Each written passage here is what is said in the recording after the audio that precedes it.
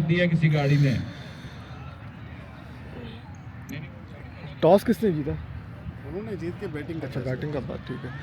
चलें जी, मैच शुरू होने लगा है और ये मैच है रॉयल्स वर्सेस किंग्स स्ट्राइकर्स, जो कैमरामैनों की टीम है। कराची नंबर की मेहरान उन्होंने टॉस जीत कर किसकी है?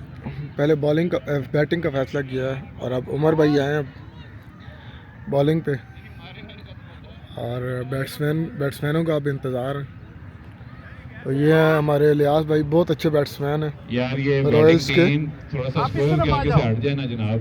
ठीक है वो काशिफ थोड़ा इधर देख बैटिंग टीम कैमरामैन इलियास भाई को फील्डिंग को सेट कर रहे हैं। हट जाए स्कोर के आगे से। जी इलियास भाई, क्या कहेंगे इस मैच के बारे में?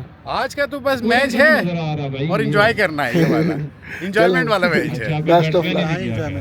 ये कदम पर इंशाल्लाह जीतेंगे। हमारी टीम वॉरियर जो है ना आज फाइनल खेलेगी इंशाल्लाह। एक भाई को बाहर भेज देना। इरफान को बुला लें, ज़िया भी आ गया। उन दो लोगों को बाहर, हाँ दो फिर दो उन लोगों को।